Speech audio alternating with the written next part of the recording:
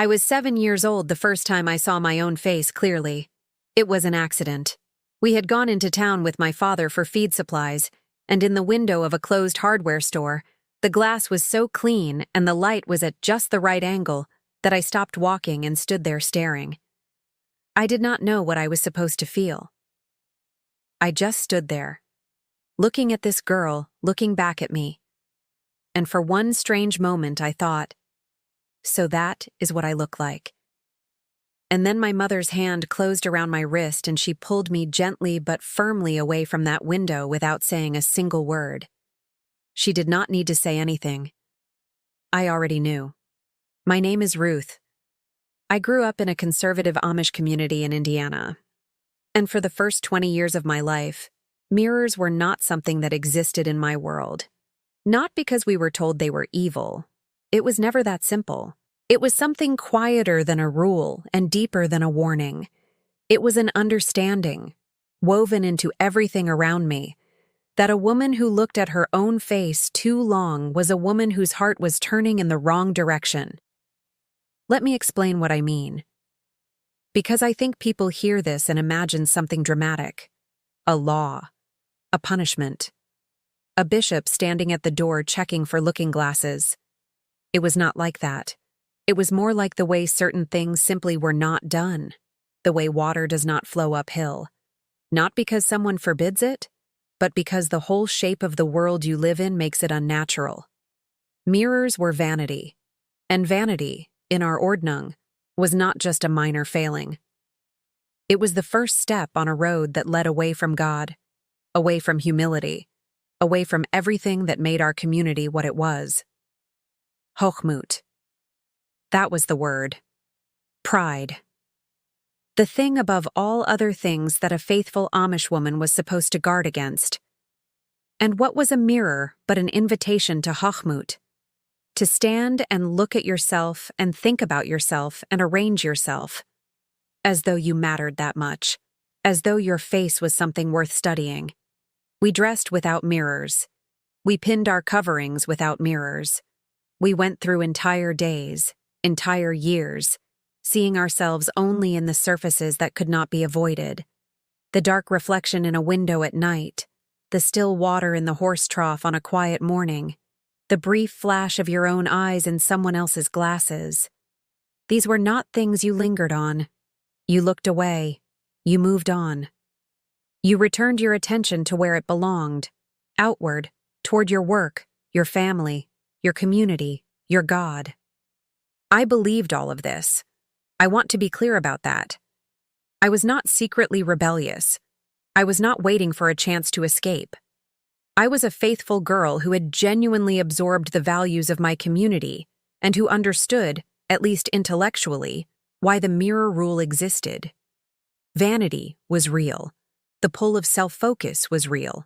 I had seen what it did to people in the outside world, or what we were told it did. The endless obsession with appearance, the emptiness that came from caring too much about the surface of things. I did not want that. I was grateful to be protected from it. And then, I turned 20, and something shifted. It started the way most things started in my life, quietly and without announcement.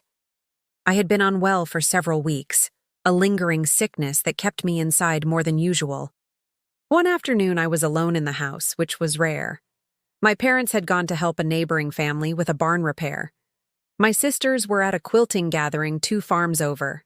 The house was mine for a few hours in a way it almost never was.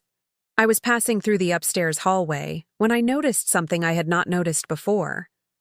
The small rectangular piece of polished tin that hung near the wash basin, functional, barely reflective, used by my father for shaving, was catching the afternoon light at an angle that threw a clearer image than usual. I stopped. I looked. I stood there for a long time, not out of vanity. I want to be careful here because the feeling was not what I expected it to be. I was not thinking about whether I was pretty. I was not arranging myself or admiring myself. I was doing something stranger and in some ways more unsettling than that. I was simply looking at my own face the way you might look at something you have been told exists, but have never quite been allowed to see. I was trying to know myself, not my work, not my role, not my place in the community, just me, the face, the eyes, the expression that lived there when no one was watching. And what I saw surprised me. I looked tired, not sick tired, a deeper tired, the kind that lives in the eyes and does not come from lack of sleep. I looked like someone who had been working very hard for a very long time to be something, and who was only now, in this accidental moment of stillness, letting her face rest into whatever it actually felt. I looked at that face for a long time, and I thought, I do not really know this person. I have lived inside her for 20 years, and I do not know her the way I know the faces of my mother and my sisters and my neighbors. I have been a stranger to my own reflection. I heard the wagon coming up the lane before I had time to decide what I thought about any of that. I moved away from the tin. I went back downstairs. I set the kettle on. My mother came in and asked if I was feeling better, and I said yes, and that was the end of it. But it was not the end of it. The thought stayed with me the way certain thoughts do. Not loudly, not urgently, but persistently. Like a stone in a shoe you keep forgetting about until you take a step. I began to notice the absence of mirrors in a way I never had before. Not with resentment, not at first, but with a kind of curious attention. I began to wonder what it meant, practically, to move through your entire life without ever clearly seeing your own face. What it did to a person, what it built inside you, and what it prevented from building. I talked to my older sister about it once, carefully, in the way you approach things that feel slightly dangerous. She was 32, married 10 years, steady and faithful in a way I deeply respected. I asked her whether she ever wondered what she looked like. She was quiet for a moment. Then she said, I know what I look like from the inside. That is the only mirror that matters. And she said it with such genuine peace that I believed her. I still believe her, in a way. But I also think that for some of us, the inside and the outside are connected in ways that cannot be so cleanly separated. That knowing your own face is part of knowing yourself. That being a stranger to your own reflection for 20 years leaves a particular kind of gap that is not always easy to name. I am not telling you this story to argue about mirrors or vanity or Amish rules. I am telling it because of what that afternoon in the upstairs hallway taught me. Not about mirrors, but about knowing yourself.